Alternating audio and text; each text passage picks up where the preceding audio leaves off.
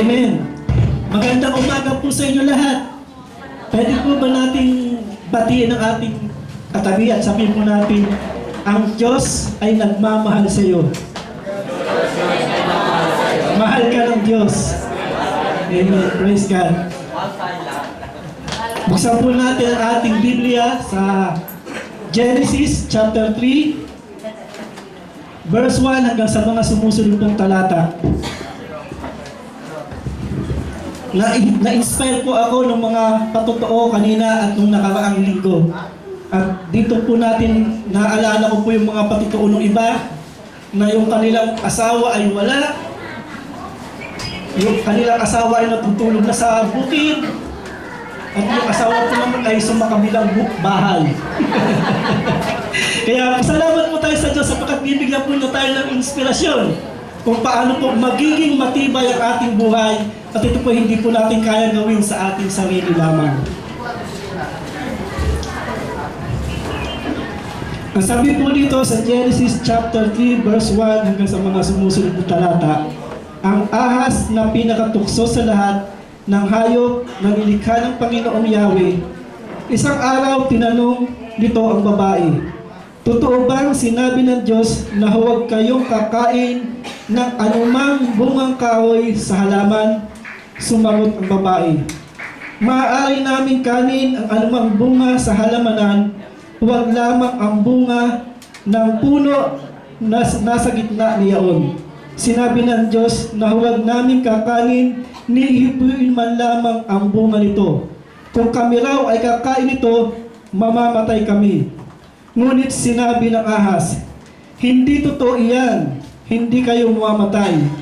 Sinabi lang iyan ng Diyos sapagkat alam niyang kung kakain kayo ng bunga niyaon, ay makakaunawa kayo.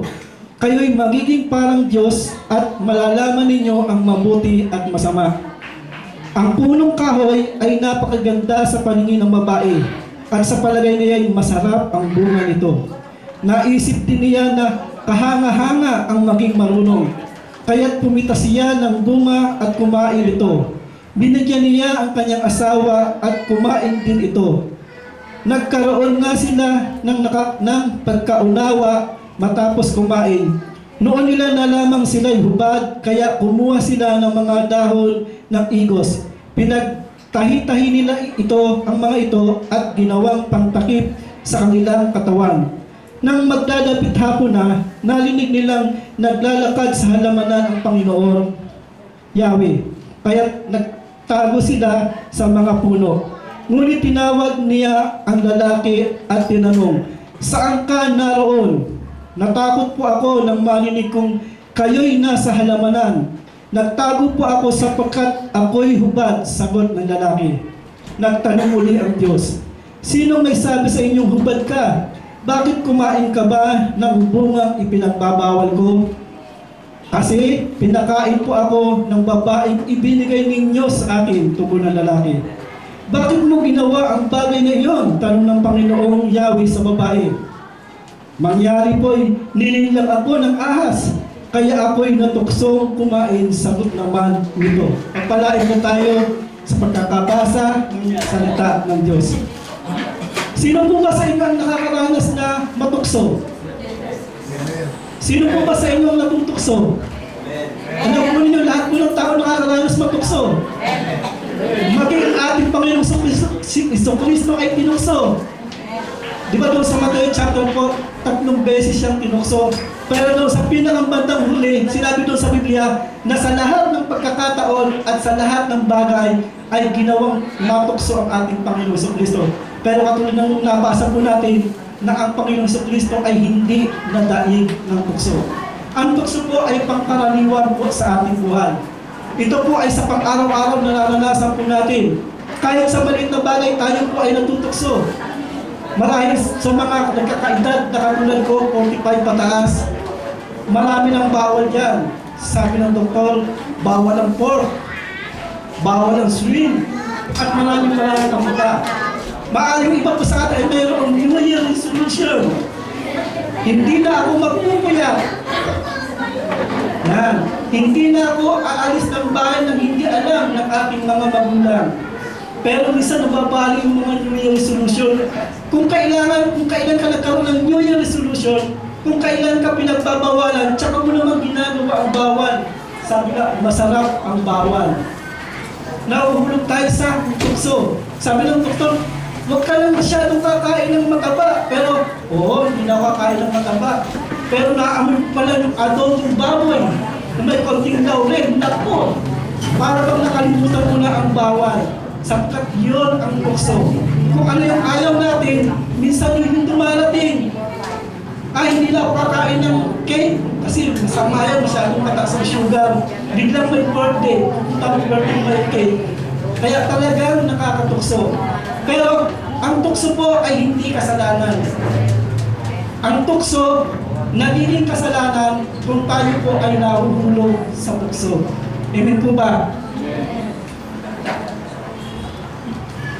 Ang sabi po dito, ang tukso ay isang pinakapangkaraniwang karanasan ng tunay na anak ng Diyos. Pagka-anak ka pala ng Diyos, hindi tayo accepted sa tukso. Ito po ay pangkaraniwan sa anak ng Diyos. Subalit, ang ilan ay waring dumaranas ng higit pa tukso kaysa sa iba. Ibig sabihin, hindi pantay-pantay. May mabigat na tukso at mas mabigat na tukso. Walang sino mang makatatakas mula sa tukso. Sina Adan, Lucifer, at si Kristo ay tinukso. Si Lucifer, yung diablo, siya ay natukso at nahulog sa tukso. Ang gusto niya ay maging parang Diyos at higit pa sa Diyos. Kaya siya ay pinatalsik sa langit. Tinuruan tayo ng Panginoon na isama ang kahilingan ito sa ating pang-araw-araw na panalangin. At huwag mo kaming ihatid sa tukso, kundi ipag-adya mo kami sa dilang masama. Doon sa The Lord's Prayer.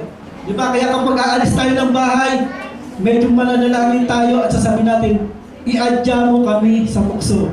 Ilayo mo kami sa lahat ng masama. Yun ang pangkaraniwan at pang-araw-araw nating panalangin na tayo i-adya sa tukso. Lubhang nababalisa ang ilang mga banal kapag sila'y tinutukso, sapagkat iniisip nilang lubha na silang masama. Minsan andyan yung tukso, tapos para bang iniisip na rin ako, nagkasala na ako, masyado na yata akong kasalanan, hindi ko. Kasi yung tukso, sabi sa Biblia, ay parang liyong umaatumal at umaali-aligid na naghahanap ng masisila. Andyan lagi, sa paligid natin na andyan ang tukso, hindi ito may iwasan ng sinuman. Ang dumaranas ng tukso ay hindi kasalanan. Kasalanan ang mahulog sa tukso. Huwag kayong padaya sa tukso, sapagkat ang nahuhulog dito ay kasalanan. Ang bawat tagumpay ay makatutulong sa iyo at gayon din sa iba na nagwawagi sa pakikibaka. Alam po ninyo, tayo po ay mananagumpay at higit pa sa mananagumpay. Nung ang ating Panginoong Kristo ay mamatay po sa Kalbaryo, tayo ay naging matagumpay na. Ang kinakailangan lamang tayo ay mayroong desisyon. Halimbawa, mula ngayon, magdidesisyon ako. Isa lang ang misis ko. Hindi ko papalitan ang misis ko. Para sa akin, ang misis ko ang pinakamaganda. Kaya pag may dumating na tukso, sorry, nagdesisyon ako. Isa lang ang asawa ko. Isa lang ang babae ibinigay sa akin ng Diyos. Yung kapag pinanindigan mo yon, talagang hindi ka mahuhulog sa tukso sapagkat ikaw ay naninindigan sa tama, sa katotohanan, sa mabuti. Hindi natin mapipigil ang ibon na magpalipat-lipat sa ating ulo. Di ba pag nasa probinsya tayo, hindi natin may iwasan yung ibon na maglipad-lipad, parang banga, kahit ginagano mo, mamaya nandiyan na. Hindi natin may iwasan iyan. Pero, ang sabi dito, hindi natin mapipigil ang ibon na magpalipat-lipat sa ating ulo. Ngunit mapipigil natin silang magpugad sa ating buhok. Sino po ba rin yung buhok ginawang pugad ng ibon? Di ba wala naman? Siguro kung yung ulo natin pinagpugaran ng ibon, ay kapababayaan na natin yun, kasalanan natin yun. Hindi lang natin maiwasan yung ibon ay magpalipat-lipat sa ating ulo, pero may iwasan natin na ang ating ulo ay gawing pugad ng ibon. O katulad ko, walang buhok, sigurado wala magpupugad yan. Sana hindi natin mapipigil ang masamang kaisipan na dumadaan sa ating pag-iisip. Subalit, hindi kinakailangang tanggapin natin ito sa ating isipan ang mga iyon. Minsan nakakaisip tayo ng masama, mamili natin at sa hindi. Minsan talagang biglang may nagpa-flash na kaisipan sa atin, mga masasamang kaisipan. Yun daw ay hindi naiiwasan. Pero kung pagninilay-nilayan mo yung masamang kaisipan at ito ay magbubunga ng kahalayan o anumang mga bagay, doon tayo mabibitan ng tukso. Kaya kung tayo ay nakakaisip ng masama, agad-agad i-review natin yan upang ito po ay hindi magbunga sa ating mga kaisipan. May nagtanong sa isang batang babae kung ano ang ginagawa niya kapag dumarating ang tukso. Tumugon siya, ang tukso ay tulad ni Satanas na tumutuktok sa aking puso. At kapag nakikita ko siya roon, sinasabi ko kay Jesus na siya na ang pumunta sa pintuan. Ang ating pong puso ay isang pintuan. Sabi nga doon sa isang pintong mahiwaga, na ang magbubukas nito ay tayo. Si Satanas ay kumakatok din sa ating puso. At ang sabi ng kabataang babae ito, kapag nakikita ko si Satanas na kumakatok sa aking isipan, sa aking puso, pag nakikita kong ako'y tinutokso ng dyablo, agad-agad kong tinatawag si Jesus Christ. At kapag si Jesus Christ ay nasa akin, ang pangalan niya ay makapangyarihan sa lahat, ang dyablo ay lumalayo. Kung si Kristo ay tinanggap natin bilang Panginoon tagapagligtas, at siya ay naninirahan sa ating puso, tayo ay protektado ng Diyos. At tulad nga ng tinawag natin kanina, kailan tayo pinabayaan ng Diyos? Anong sakit ang hindi niya tayo pagalingin? Ang Diyos na ating Panginoong Kristo ay hindi nagpapabaya. At kung siya ang naghahari sa ating buhay, katulad ng sinabi ko, napagtagumpayan na natin ang mga tuksong darating sa ating buhay, sapagkat tayo ay higit pa sa mga mananagumpay. Kaagad na tumatakas si Satanas kapag si Jesus na makapangyarihan ay nagtagumpay sa Kalbaryo na lumapit at nangungusap. Doon po sa Santiago chapter 1 verse 12, ang sabi po doon, mapalad ang taong nagtitiis ng tukso, tinatanggihan ito at nagtatagumpay sa pamamagitan ng dugo ni Kristo. Sa unang Korinto chapter 10 verse 13, hindi dumating sa inyo ang anumang tukso, kundi yaong nagtitiis ng tao. Datapag-tapat ang Diyos na hindi niya ipahihintulot na tayo'y matukso ng higit sa ating makakaya, kundi pagdating ng tukso, tayo'y bibigyan niya upang mapagtagumpayan natin ang mga ito. Wala raw mga tukso na dumarating sa ating buhay na hindi natin kayang pagtagumpayan. Tapat ang Diyos at hindi niya maipahihintulot na tayo matukso ng higit sa ating makakaya. Kaya, maging babalapuntak sa atin ito. Ang tukso ay laging naandyan. Hindi natin ito maiiwasan. Sabi dito sa Santiago chapter 1 verse 13, huwag sabihin ninuman na tinutukso siya ng Diyos kapag siya ay dumaranas ng pagsubok, sapagkat ang Diyos ay hindi maaaring tumukso at hindi rin naman siya tinutukso at tayo. Ang Diyos daw, ating Panginoong Kristo ay hindi manunukso. Huwag natin sabihin na binibigyan tayo ng tukso ng Diyos sapagkat ang tukso ay nagmumula sa dyablo. Pero bakit po ba ang tao ay nahuhulog sa tukso?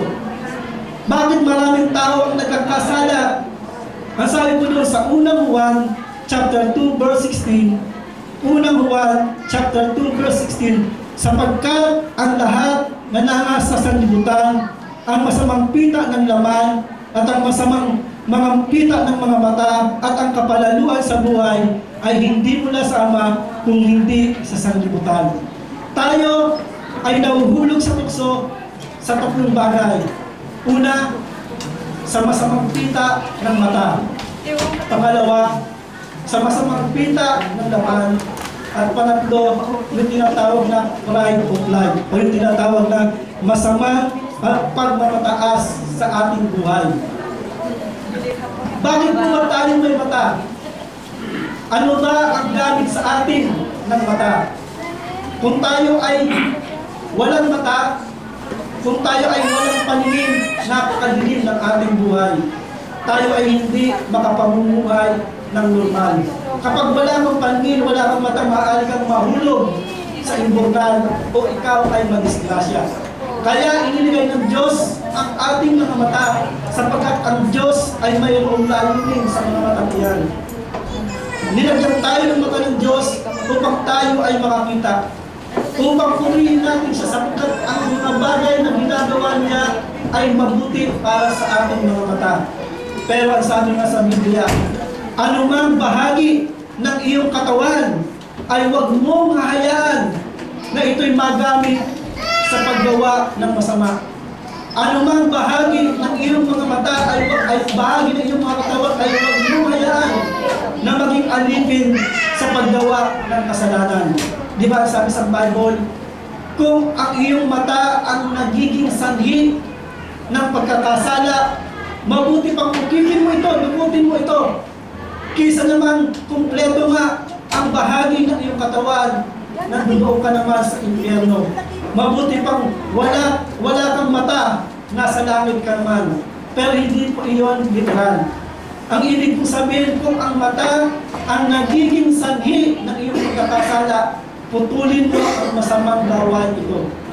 Sapagkat maaari tayong mapahamak kung tayo po, kung ang masamang nasa ng ating mga mata ay ating pong hahayaang maghari sa ating buhay.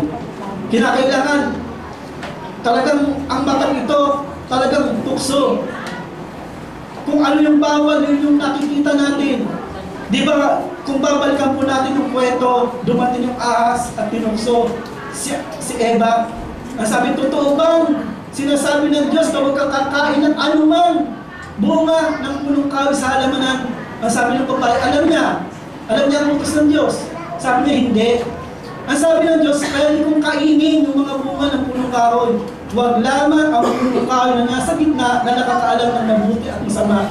At kung kami raw po ay kakain, kami ay mamamatay. Siguro naman alam natin ang salita ng Diyos. Lagi tayo nagbabasa ng salita ng Diyos na andyan na nagpahayag na ang Diyos ng kanyang mabuting salita. Pero sa pagkakataong ito, ang babae ay nahulog sa tukso. Bakit? Tinignan niya ang punong kahoy at ang sabi niya, mukhang napakaganda ng punong kahoy. Kung tayo ay nagtutukso sa pamamagitan ng ating mga mata, hindi maiiwasan tayo ay tumingin. Pero huwag tayong tititig para mahulog sa kasalanan. Nasabi ka sa Biblia, huwag mong tititigan ang mapupulat alak. Baka ikaw ay magsawa at matukso man din. Kinakailangan ikat kaagad natin ang nasa ng ating mga mata.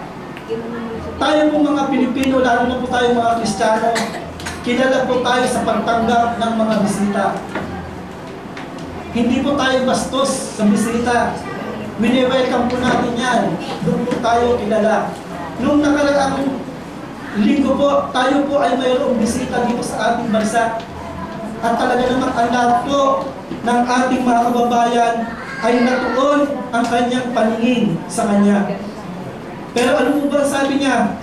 Huwag niyong ituon ang inyong mga mata sa akin. Ituon ninyo ang inyong mga mata kay Kristo. Kay Kristo lang po natin ituon ang ating mga mata.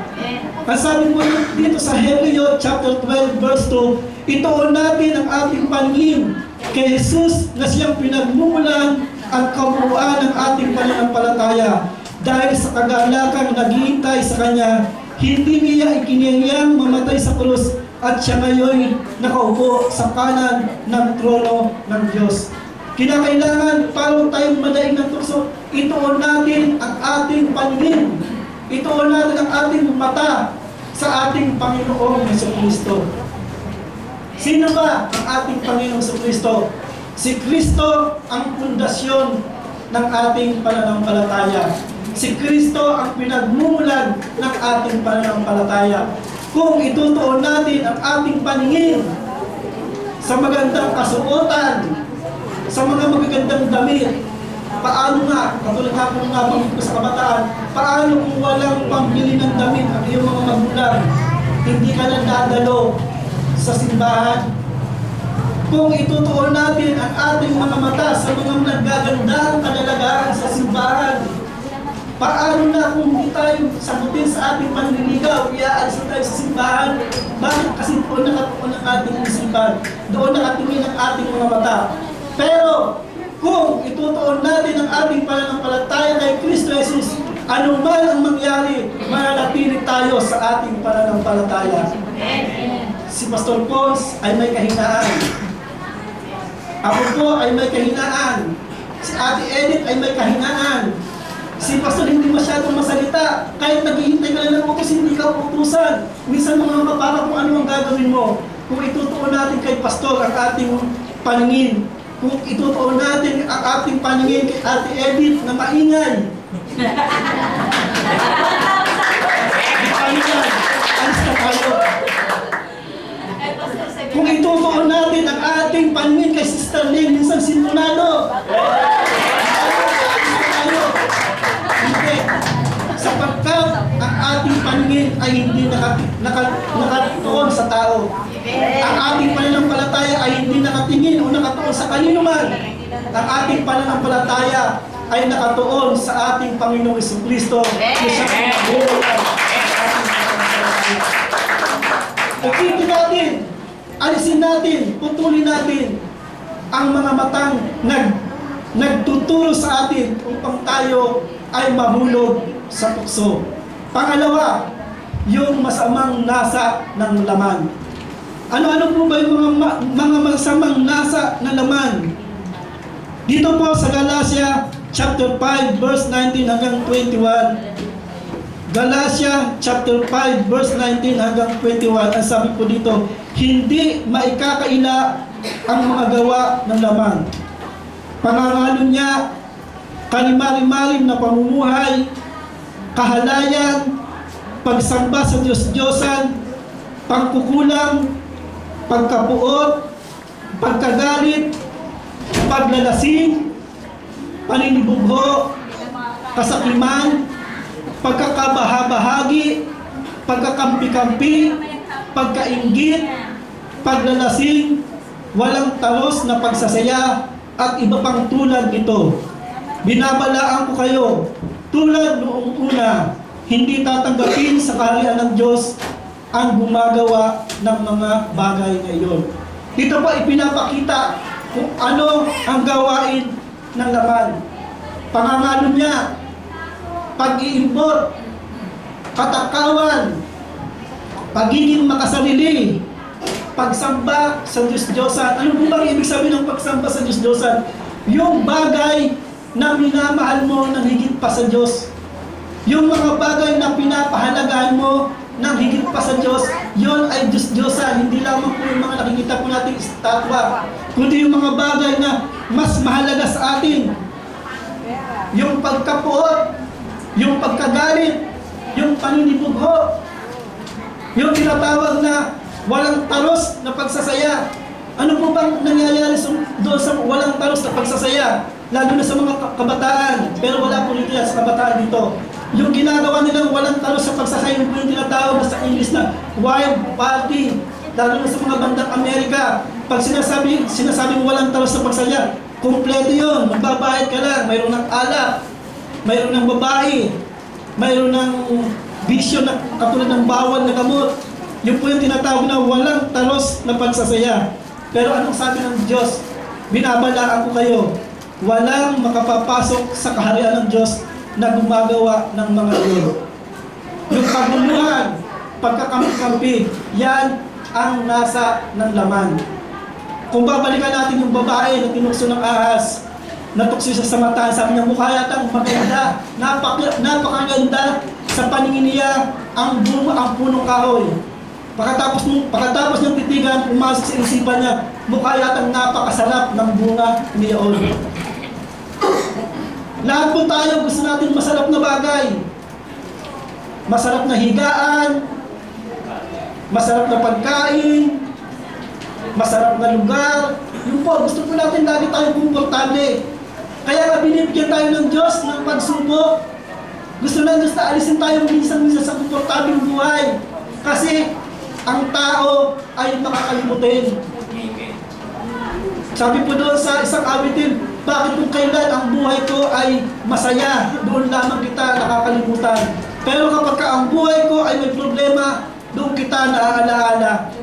Minsan, may magandang bagay, may magandang bunga kung mayroong mga pagsubok at tuksong dumarating sa ating buhay. Sapagkat doon natin kinakailangan hanapin ng Diyos. Sapagkat katulad ng inaawit po natin kanina, kailan ka pinabayaan ng Diyos? Pinabayaan po ba tayo ng Diyos? Hindi. Sapagkat ang Diyos ay hindi nagpapabaya sa kanyang mga pangako. Sumunod, kung bakit ang tao ay nahuhulog sa tukso, yung kapalaluan sa buhay. Pagmamataas. Ang nais ng Diyos, ang nais ng tao, higit siya sa iba.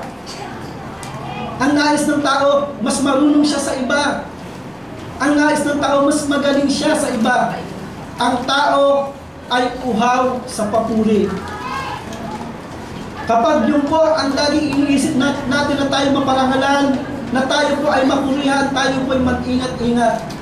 Sapagkat walang ibang pangalan sa silong ng langit at lupa na sukang ikaligtas ng tao, kundi ang pangalan lamang ng ating Diyos na ating Panginoon sa Kristo.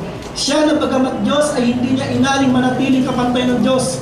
Bagkus sinubad niya ang lahat ng katangian ng pagka-Diyos. Nung siya'y nagkatawang tao, siya'y namuhay tulad ng isang alipin, nagpakababa at naging masunurin. Kaya naman siya itinanyag ng Diyos at binigyan ng pangalan, higit sa lahat ng pangalan, ano pat ang lahat ng nilikha, ng nilalang sa langit, sa lupa, maging sa ilalim ng lupa, ay maniniklod sa Kanya. At ang lahat ng labi ay magsasabing, siya ang Panginoon Jesucristo na siyang karangalan ng ating Diyos Ama. Kung ang ating Panginoong Jesucristo may korona, mayroon siyang trono, siya'y pinagliling mula ng mga anghel, pero iniwanan niya yun. Iniwanan niya ang kalangitan. Siya'y namuhay tulad ng isang alipin. Ang sabi ng ating Panginoong Jesucristo, naparito ako hindi upang paglingkuran, kundi upang maglingkod at ialay ang ating buhay. Inuutosan tayo ng Diyos na tayo mamuhay tulad ni Kristo. Ang pagpapakumbaba, ang kababaan. Kaya sabi sa Biblia, ang nagpapakataas ay ibinabagsak. Kaya tayo po sa ating pananalangin, magkaroon po tayo ng pagninilay-nilay sa ating sarili. Sa pananalangin natin siya sa atin natin ang ating sarili. Sabihin natin sa ating Panginoon Jesus, Lord Jesus, tulungan po ninyo ako. Siya sa atin po ninyo ang ating sarili. Baka po ako po ay nagmamataas na. Siya sa atin po ninyo ang ating sarili. Baka naagawan na po kita ng karangalan ng kalwalhatian. Sapagkat ang Diyos lamang ang sasambahin. Di ba sabi ng Diablo, Jesus, halika, tingnan mo, ibibigay ko lahat ng kaharian, lahat ng kayamanan ng dito sa mundo, ibibigay ko lahat sa iyan. Sambahin mo lamang ako at paglingkuran. Pero anong sabi ni Jesus? Satanas, lumayas ka! Sapagkat nasusulat, ang Panginoon mong Diyos lamang ang iyong sasambahin at paglingkuran.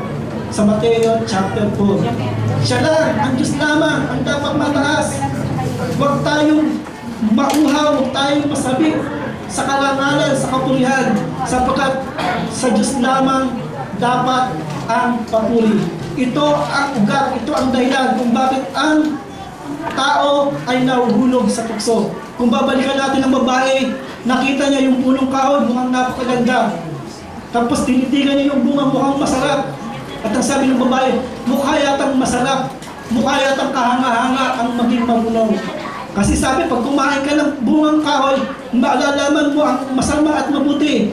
Nagkaroon ng pagnanasa ang babae na maging marunong at doon nahulog sila sa tukso o tinatawag na kasalanan. Paano natin mapagtatagumpayan ang tukso? Doon po sa Mateo chapter 4, verse 1 hanggang sa mga sumusunod na talata, pamilya na pamilya po tayo sa verse na yon. Ito po yung pagkakataon na kung paano ang ating Panginoong Jesucristo ay nag-ayuno ng 40 araw at 40 gabi. Paano po tayo magiging matagumpay sa tukso? Kanina po nagpatutuo po si Sister Sophia na mayroon siyang hinihingi sa Diyos at siya ay nag-ayuno. Sister Sophia, Paano ka ba mag-ayuno? Hindi siya kumakain. At syempre, kapag nag-aayuno ka, hindi ka makikipagchismisan. Pag nag-aayuno ka, babad ka sa panalangin at sinasabayan mo ito ng pagninilay-nilay ng salita ng Diyos. Ito ang tamang gawin natin upang tayo ay huwag madaig ng tukso. Kinakailangan tayong manalangin. Ang ating Panginoong Kristo, bago siya nag-public ministry, tinatawag na pag-iikot sa mga bayan-bayan, pagpapagaling ng mga may sakit, pangangaral ng salita ng Diyos, pagtuturo ng mga aral ng Diyos. Bago niya gawin yun, siya ay nag-ayuno ng 40 araw at 40 gabi. Sapagkat alam niya na ang dyablo ay nariyan. Kinakailangan niya ng kapangyarihan dahil siya'y nagkatawang tao, kaya siya'y nag-ayuno ng 40 araw at 40 gabi. At sinasabi sa Biblia, ang ating Panginoon Kristo, dahil siya'y nagkatawang tao, siya'y gutom na gutom. Nanghihina ang kanyang katawan. Kaya dumating ang manunukso. Ang sabi ng dyablo, kung talagang ikaw ang anak ng Diyos, gawin mong tinapay ang batong ito. Dahil ang ating Panginoong Kristo mula sa kanyang pagkabata, sabi sa Biblia, lumago ang kanyang kaalaman. Ang sabi ng ating Panginoong Kristo, hindi lamang sa tinapay na bubuhay ang tao, kung hindi sa bawat salitang namumutawi sa bibig ng Diyos. Kinakailangan natin ng panalangin. Kaya nga tinuturuan tayo doon sa Mateo, yung sa The Lord's Prayer, sabi doon, at huwag mo kaming hayaang matukso, kundi iligtas mo kami sa lahat ng masama. Ang ating Panginoong Kristo, pagkatapos ng mag-ministeryo, siya nananalangin. At bago siya kinabukasan, bago siya mag-umpisa, siya ay nananalangin. Kaya napagtatagumpayan niya at siya ay naging mananagumpay sa kanyang ministeryo. Sumunod, upang tayo ay mapagtagumpayan ang tukso, kinakailangan nating magbabad sa pag-aaral ng kanyang banal na salita. Kauhawan natin ang salita ng Diyos. Katulad ng binanggit ko po kanina, na hindi lamang puro mga bagay na nakikita natin ang ating kinakailangan, kundi kinakailangan natin ang salita ng Diyos na siyang pagkain ng ating espiritu. Ang ating Panginoong Kristo, nung siya'y nag-ayuno, siya'y mahinang-mahina. Pero dahil sa kanyang pananalangin, dahil sa pag-aaral at paninilay-nilay niya ng salita ng Diyos, lumakas ang kanyang espiritu. At hindi siya nagkasala, hindi siya nahulog sa tukso. Kinakailangan tayo po ay mapuspos ng Santong Espiritu. Naniniwala po ako, nung tinanggap natin ang ating Panginoong Kristo, ay tinanggap natin ang Santong Espiritu. Naniniwala po ba kayo nun? Nung tinanggap natin ang ating Panginoong Kristo, tinanggap natin ang Espiritu ng Panginoong Kristo. Pero dapat wag po tayo manatiling ganon. Kinakailangan ng Santong Espiritu ay kinakailangan umapaw sa ating buhay. Kinakailangan ito ay dumalo na parang tubig na umaapaw na umaapaw. Ang ibig kong sabihin, kinakailangan tayong puspos ng Espiritu Santo. Kasabi ng ating Panginoon Kristo doon sa Luke chapter 4 verse 18, the Spirit of the Lord is now upon me. Ang Espiritu ng Panginoon ay sumasa akin.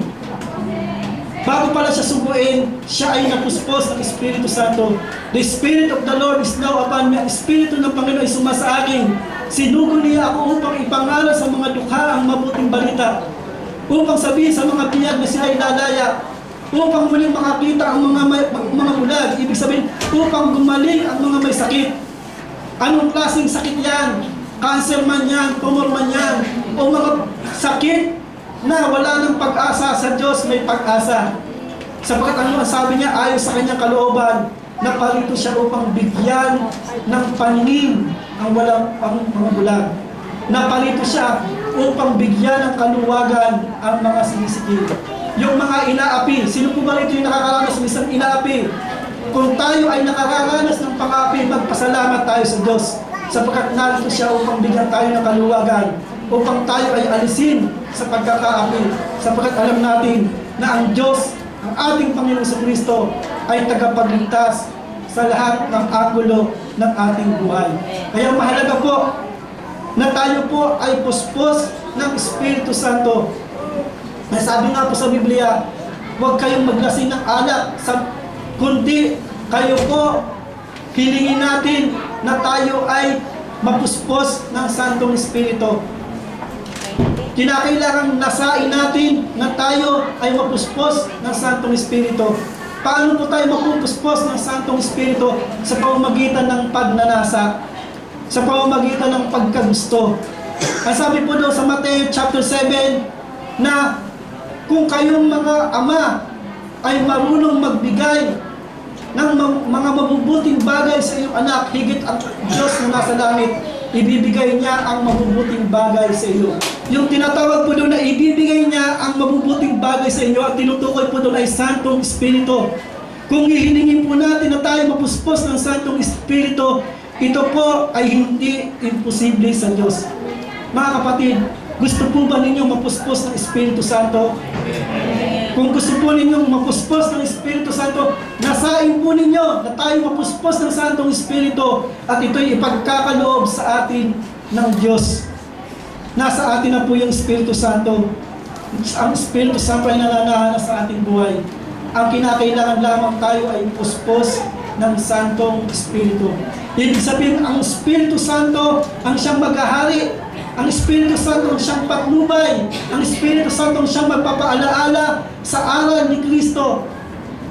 Kung ipinapaalaala sa atin ng Santong Espiritu ang mga aral ni Kristo, mawawala sa atin si nega. Sino po ba si nega? Yung mga negatibong bagay sa ating buhay. Kung ang ating Espiritu Santo, kung ang Espiritu Santo ay nag-uumapaw sa ating buhay, yung mga negatibong bagay sa ating buhay ay papalitan niya ng mga positibong bagay. Katulad nga po, minsan magdidesisyon tayo. Nakapamasko ako ng 4,000. Maganda yata para mawala ito, magninegosyo ako. Papasok si nega, wag. Manulugi ka, mahinang ekonomiya ngayon. Binigyan ng mga negatibong kaisipan. Sabi sa Biblia, tayo ay binigyan ng Diyos ng kakayahan para makapamuhay. Tayo ay binigyan ng Diyos ng kapangyarihan para makapamuhay. Ang ibig po sabihin ng kapangyarihan, ito po ay kakayahan para makapamuhay. Sapagkat ang Panginoong Jesucristo ang siyang nagtuturo sa atin kung paano tayo makapamumuhay ng kalugod-lugod sa Kanya. Yun po yung tatlong bagay lamang. Upang mapagtagumpayan natin ang tukso, kinakailangan tayong laging nananalangin. Kinakailangan tayong nag-aaral ng salita ng Diyos. Ang sabi doon sa Joshua chapter 1 verse 8, huwag mong kaliligtaan basahin ang aklat na ito. Pagnilay-nilayan mo ito araw at gabi upang matupad mo ang lahat ng nakasulat dito. Sa gayon giginhawa at magtatagumpay ka sa iyong buhay. Kaya napakalaga ang salita ng Diyos. Di ba si Jesus Christ nagsasalita siya ng mga salita ng Diyos nung siya'y tinutokso? Ang sabi ng Diablo, ang Diablo po, minsan narinig ko ito kay Pastor Pons, baka mas marami pang alam ng memory verse ang Diablo kaysa sa atin.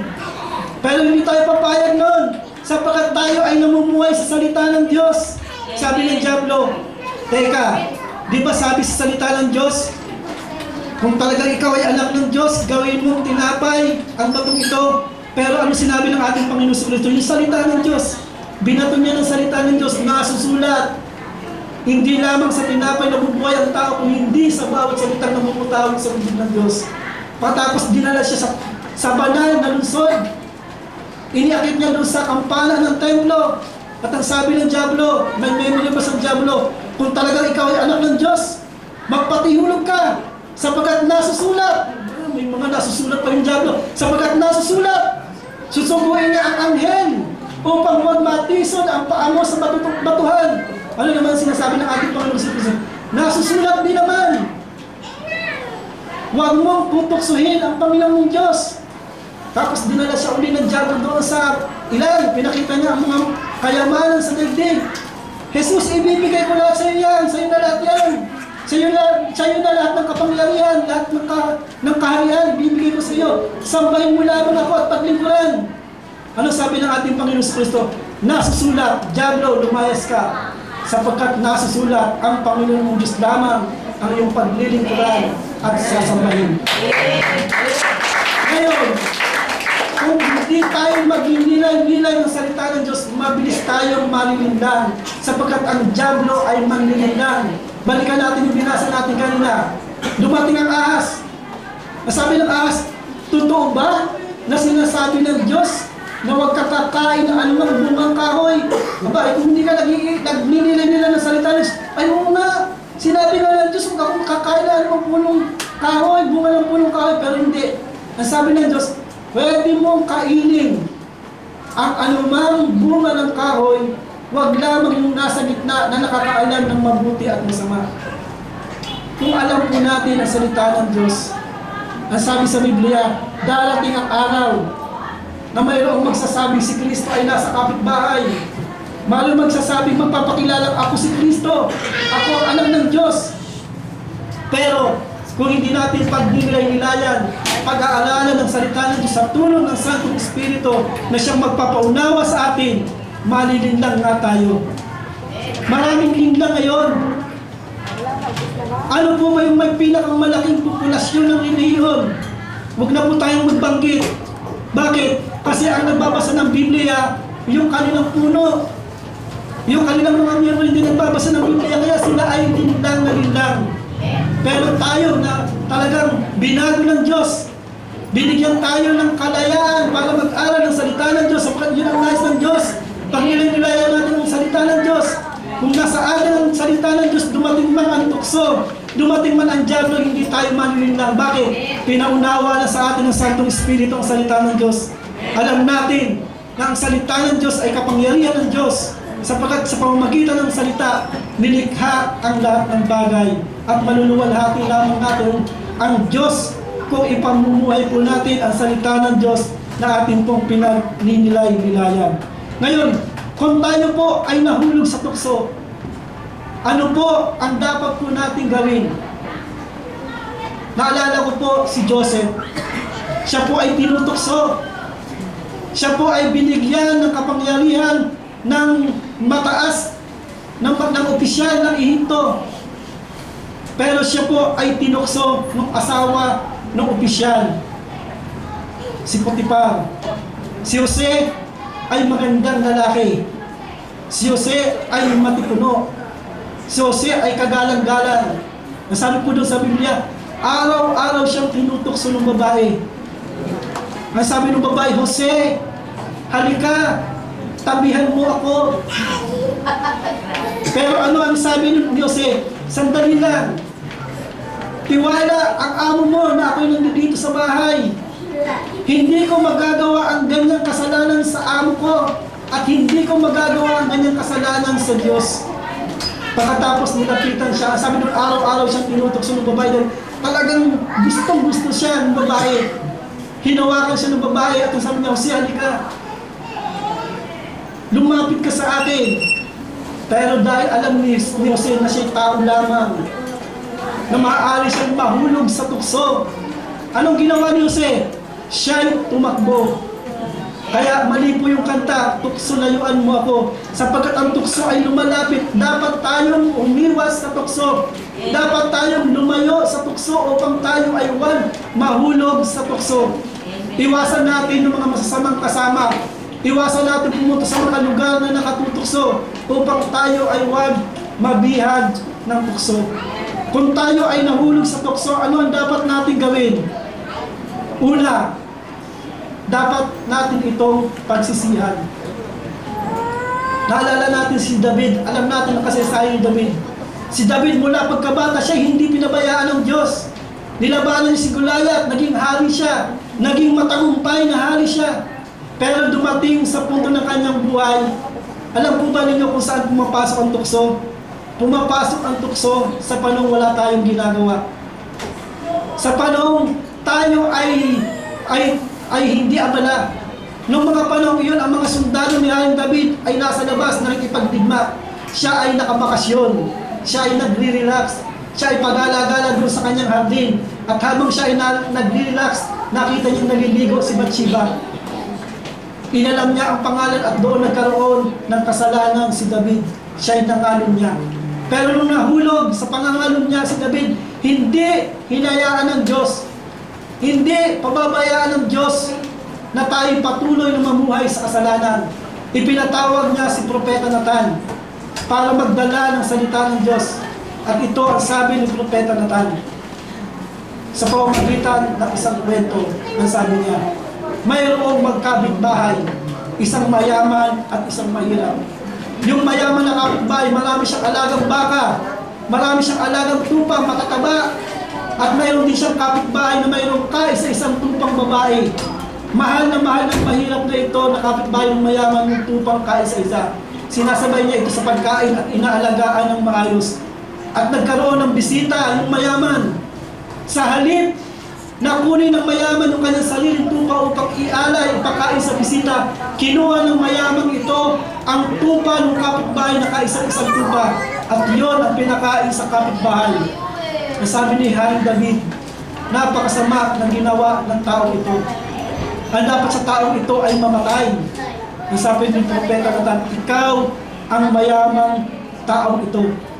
Pinakialaman mo ang kaisa-isang babae ng iyong tauhang Urias. At doon nalaman ni David na siya'y nagkasala. Doon po nalikha yung awit, yung create in me a clean heart, O God. Nung malaman ni Haring David na siya'y nagkasala, siya ay nagsisi. At ang Diyos, kung ipapahayag natin ang ating kasalanan ng tapat at banal, siya'y tapat na magpapatawad sa atin. At hindi lamang tayo patatawarin ng Diyos, kundi lilinisin at lilimutin ang lahat ng ating kasalanan. Ang Diyos ay hindi manunumbat. Hindi niya sasabihin pagdating sa langit, ito yung dating chismosa. Hindi. Hindi niya sasabihin pagdating sa langit, ito yung mga dating manunungkit ng sinampay. Hindi niya sasabihin yun.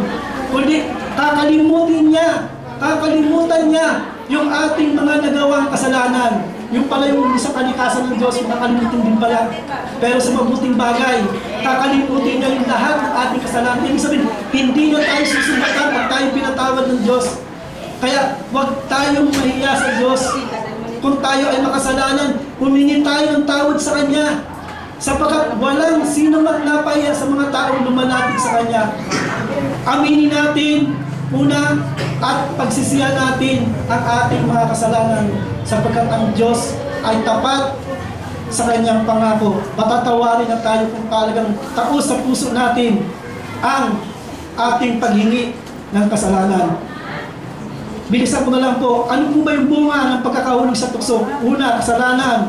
Sunod, kapahamakan. Sumunod, yung bang pagkakalayo sa Diyos.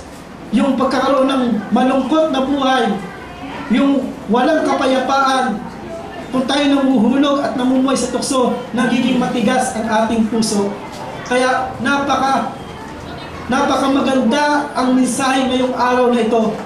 Ito'y pagpapaalaala sa atin na ang tukso ay nasa paligid lamang natin.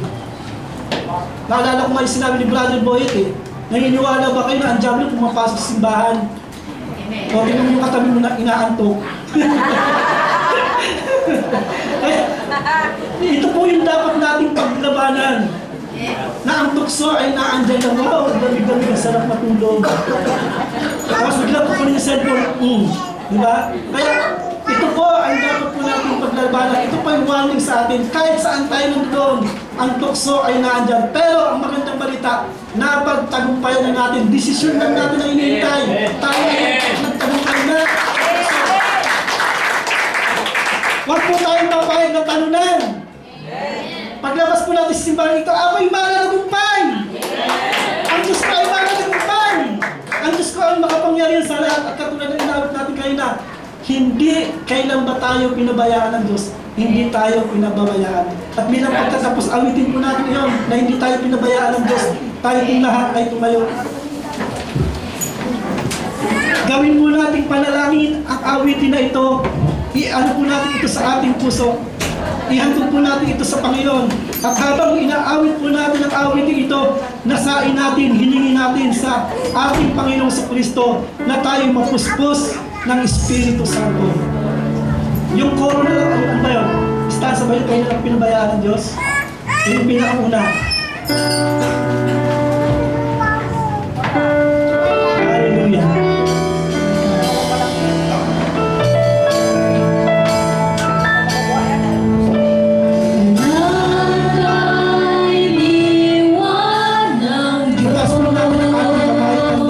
Pagsamba sa Kanya. Naranasan na siya'y wala. Yes, Lord. Ang sakit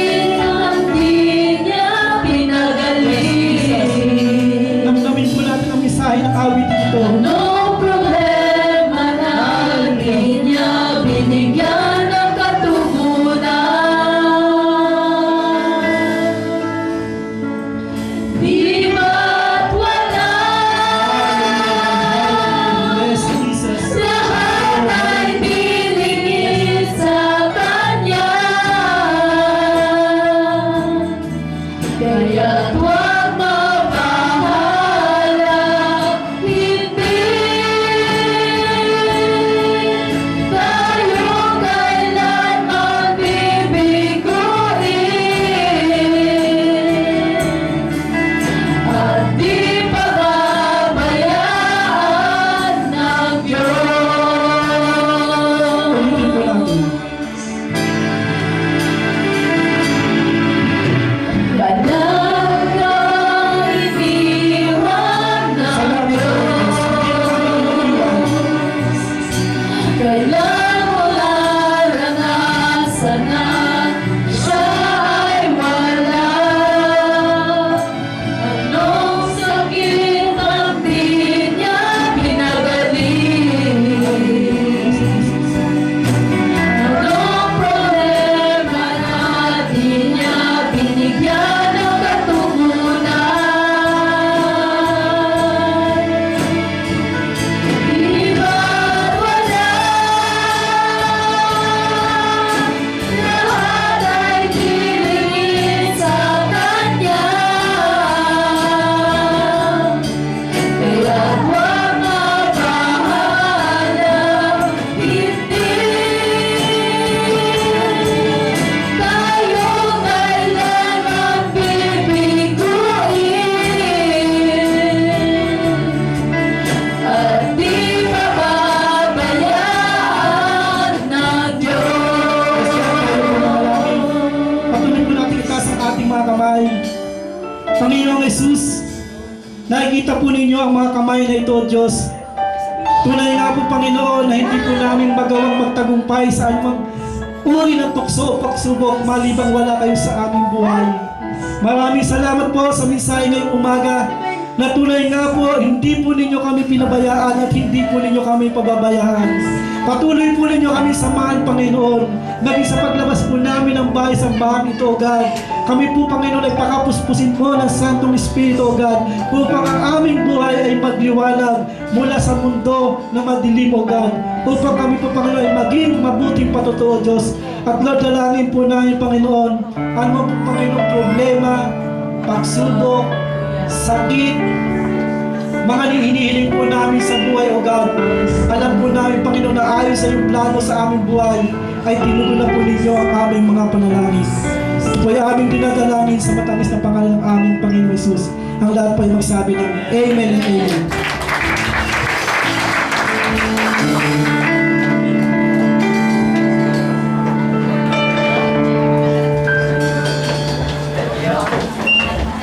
Tayo po ngayon ay dadako po sa ngalan ng pagbibigay. Nakatingin po ang ating Panginoon sa ating pong puso, hindi po sa halagang pagkakaloob niya. At alam po natin na hindi po masasayang yung pagkakaloob natin. Ito po ay gagamitin po sa pong sambahan natin, Panginoon, sa pangailangan po. Kaya po magbigay po tayo ng maluwag sa ating puso at hindi napipilitan.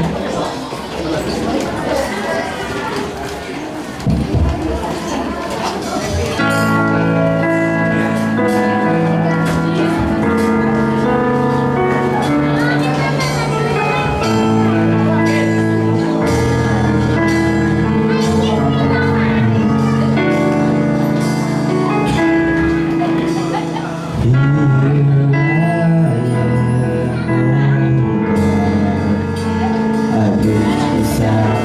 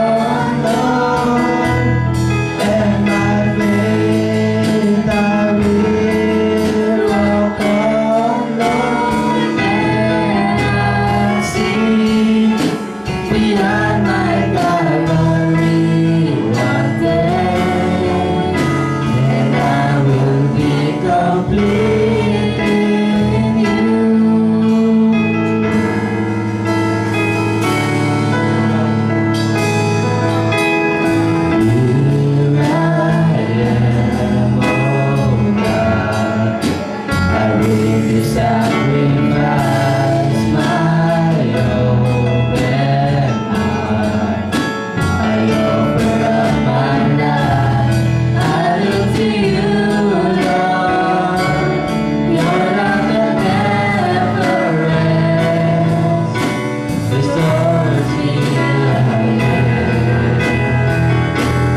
So I lift my eyes to you, Lord. In your strength will I break through, Lord. Touch me now. Let your love fall down on me. I know your love dispels all my fears. Through the storm, I will hold on, Lord. And by faith, I will walk on, Lord. Then I see beyond my Calvary one day, and I will be complete in you.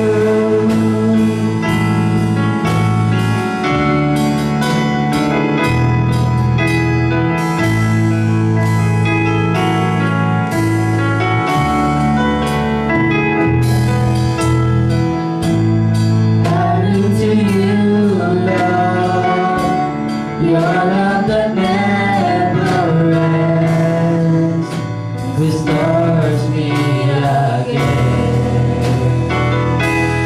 So I lift my eyes to you, Lord.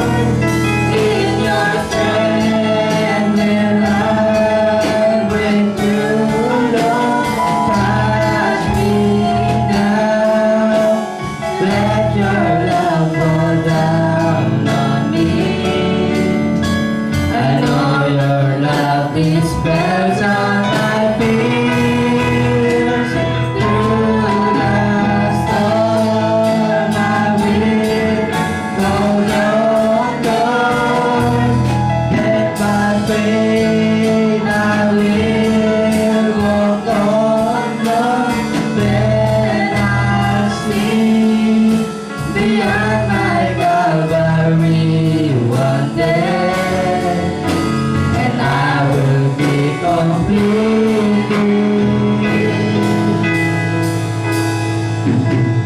I will be complete. And I will be complete in you.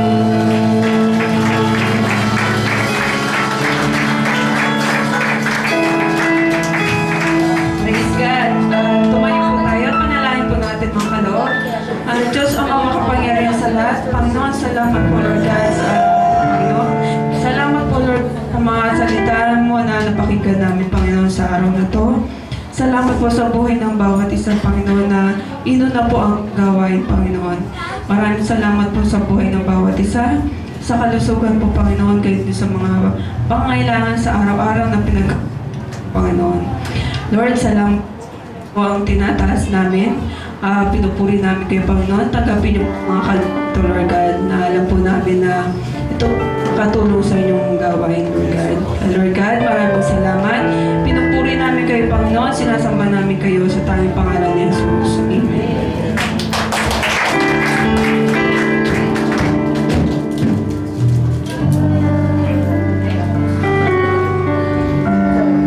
Praise God, bilang pagwawakas, tayo po yung manalangin. Amang makapangyarihan sa lahat, sa pangalan ng aming Panginoong Kristo, kami po Panginoon nagpapasalamat sa matagumpay na gawain na pinagkaloob po niyo sa amin. At minsan po, O Diyos, hayaan po namin sa aming paghihiwalay ay baunin po namin ang pag-ibig ng Panginoong Kristo, ang kapayapaan, sa pangalan ng Ama, ng Anak, at ng Espiritu Santo, ang lahat po ay magsabi ng Amen and Amen.